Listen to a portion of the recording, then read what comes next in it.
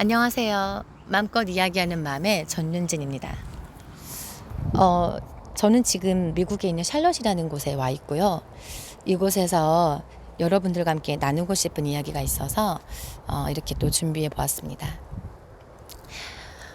제가 자녀가 4명이 있습니다. 네, 우리 아이들과 저희 가정이 이렇게 밖에 나가면 한국에서 가장 많이 듣는 이야기가 있는데, 그게 한 집이냐? 이 질문을 정말 많이 들었거든요. 그런데 미국에 왔더니 이곳에서도 제가 똑같은 경험을 하고 있는 거예요. 그래서 오늘은 내가 어쩌다가 이렇게 4명을 키우고 있고, 또 그 4명을 키우는 과정 속에서 내가 어떤 은혜를 누리고 있는가, 그런 부분들을 여러분들과 함께 나누고 싶어서 준비했습니다. 둘째 아이가 9개월 때에 저희 남편이 갑자기 전화가 왔어요. 뭐냐면 교육자 회의 중에 어떤 혼혈 아이의 이야기를 들었다는 거예요. 그래서 담임 목사님께서 그 혼혈 아이가 지금 고아원에 가야 되는 상황인데, 우리 교회에 있는 우리 성도님들이나 우리 교육자 가정에서 혹시 입양을 할 수 있으면 좋겠다, 그 이야기를 하셨다고 하면서 저에게 기도해보라고 전화가 온 겁니다. 근데 제가 마음이 너무 무겁더라고요, 그날.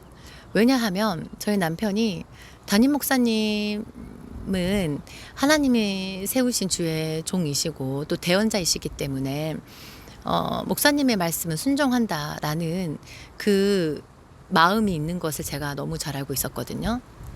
그리고 기도와 배우자가 만날 때라는 그 영상에서 다 말씀을 못 드렸지만, 그때에도 저희 남편이 저와 교제를 이제 시작하는 과정 속에서 담임 목사님께 우리가 교제하는 것에 대해서 허락을 해주셔야지 우리는 할 수 있다라고 이야기를 했었어요.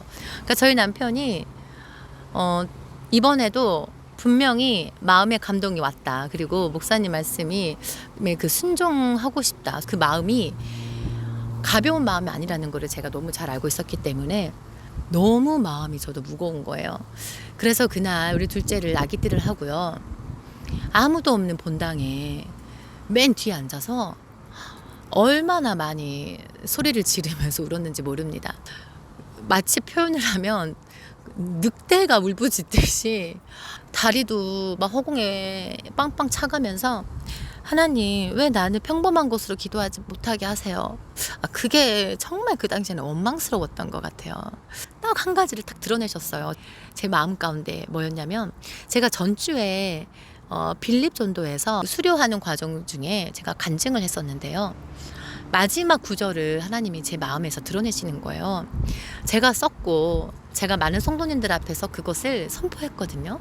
근데 그게 뭐였냐면, 저는 이제부터 영혼 구원을 위해서 살겠습니다, 이 말이었었어요. 이거를 하나님이 딱 드러내시는데, 내 지금 이 자리에서 하고 있는 이 기도가 내가 영혼 구원을 위해서 살겠습니다라는 말과 어떤 관계가 있는지, 그때 그 고백을 했던 그 마음의 중심이 오늘의 이 기도 가운데는 있는지 하나도 연결이 되지 않더라고요. 그래서 그냥 여러 가지 질문과 의문에 해답은 하나도 없었지만, 저 자신 스스로에게도 하나도 없었지만, 그거 한 가지 하나님 드러내신 것으로 제가 하나님, 그러면 제가 입양하겠습니다 라는 그 고백을 하나님이 하게 하셨어요. 그런데 그렇게 해서 이제 진행을 하는 과정 중에 그때 그 아이의 이제 생모는 입양을 원치 않더라고요. 그냥 고아원으로 가게 되었다라는 소식을 저희가 들었습니다. 우리 아이가 돌이 지나고요. 이제 돌이 지나고 저희 아이가 3월생인데 5월 달에 연락이 옵니다. 또 혼혈 아이가 있습니다. 그렇게 연락이 왔어요. 네, 우리 아이를 그렇게 해서 제가 셋째 아들을 하나님이 저에게 주셨습니다. 그리고 이제 우리 셋째 아들이 2살쯤 됐었을 때에 저희 남편이 또 어, 입양을 하자고 얘기하더라고요. 근데 그때는 제가 그랬어요. 여보, 그럴 거면 수술을 하고 와. 했는데 안 하더라고요. 그냥 그렇게 지내고 있었어요. 그런데 어느 날 이상한 거예요. 입맛이, 그리고 제 코가, 후각이 굉장히 예민해지더라고요. 정말 선명한 두 줄이 임신이다, 이렇게 저에게 제가 확인을 하게 됐습니다. 그렇게 해서 저희가 이제 4명을 키우게 됐습니다.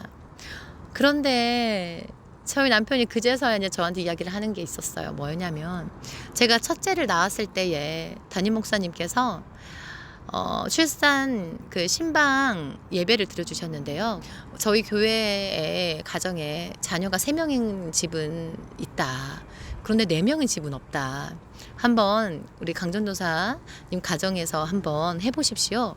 라는 말씀을 하셨는데, 그거에 또 마음에 그때 내가 그 말에 순종하리라, 그렇게 생각을 하고 있었다는 거예요. 그래서 정말 평안한 마음으로 수술을 하고 온 거예요, 저희 남편이. 제가 그때, 와, 그래, 하나님, 그때부터, 아니, 태초부터 우리는 이렇게 하나님이 계획하신 건데, 정말 그 모든 과정들이 내가 억지로 순종한 것 같고, 내 계획과 전혀 다른 임신을 한 것 같이 느껴지는 순간도 분명히 있었죠.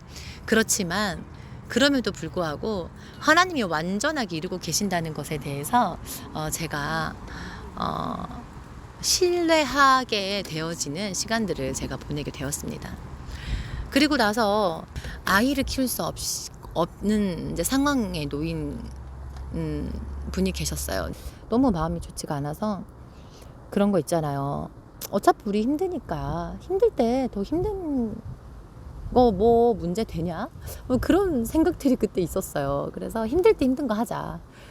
그래서 그 아이를 저희가 좀 데리고 와서 저희 가정에서 그 가정이 아빠가 이제 아이를 키울 수 있을 때까지 저희 가정에서 좀 키워보면 어떨까 이제 이런 생각이 들었는데, 기도하지 않고 결정하면 안 되잖아. 우리가 기도를 먼저 하자라고 기도를 시작했습니다. 그런데 이미 완전하다라는 마음을 주시는 거예요. 충분하다라는 마음을 주시는 거예요. 그리고 그 가정에 하나님께서 직접 하실 일들이 있으시다라는 그 마음을 저에게 주셨어요. 그리고 기도를 끝내고 저희 남편과 나눠봤었을 때에 남편도 동일한 마음을 하나님 주셨다고 얘기를 했어요. 그래서 분명히 기도하기 전에는 이거는 선한 일이고 하나님이 기뻐하실 일이야 라고 생각했었는데, 기도를 통해서 하나님이 주신 마음은 이 수보롤이, 이 아이들도 너희 가정에 이미 하나님이 하실 일들이, 이 아이들을 통해 하실 일들이 있어. 다른 기도를 통해 오히려 저희 가정에 주시는 그 메시지들을 알게 되어지는 그러한 경험들을 또 저희가 했었습니다. 제가 이 이야기 끝에 우리 맘껏맘 여러분들과 나누고 싶은 이야기는, 세상에서는 저에게 정말 그런 이야기들 많이 해요. 정말 힘들겠다. 그리고 아빠가 돈을 많이 벌어야겠다. 아니면 그냥 이 아이들의 그 미래까지도 어느 정도 그냥 예측을 하는 말과 시선들을 제가 받을 때가 많습니다. 그렇지만 제가 그 말을 한 가지도 선택하지 않았다는 겁니다. 저는 하나님이 이 한 명 한 명 한 명 한 명에게 향한 계획이 있으심을 오히려 그럴 때마다 더 붙잡았어요. 그것을 더 선택했고요. 그리고 우리의 어떠함보다 하나님이 존재로서 우리가 얼마나 완전한지를 나 스스로의 내 삶에서도 이렇게 드러내시고 이렇게 나를 인도하시는데, 어둠과 같은 말들을 들을 때마다 우리는 그 말을 선택할 필요가 없어요. 왜냐하면 어둠과 같은 그런 말들을 듣게 하시는 거는 빛 대신 그 진리의 말을 우리가 선택할 수 있도록 기회를 주시는 것이고, 내 삶의 진짜 빛으로 내가 정말 붙들어야 되는 말이 무엇인지를 하나님이 알게 하여 주시는 선물과 같은 기회라는 겁니다. 그래서 여러분들이 빛의 말을 선택하시는 그 진리를 붙드시는 그러한 여러분들의 삶과 또 가정이 되시기를 또 간절히 바라고 소망합니다. 오늘도 나에게 하나님이 빛으로 오셨음을 또 우리에게 소망으로 오셨음을 그 풍성한 은혜를 누리시는 놀라운 날이 되시기를 또 바라며 그 풍성함들을 마음껏 누리세요.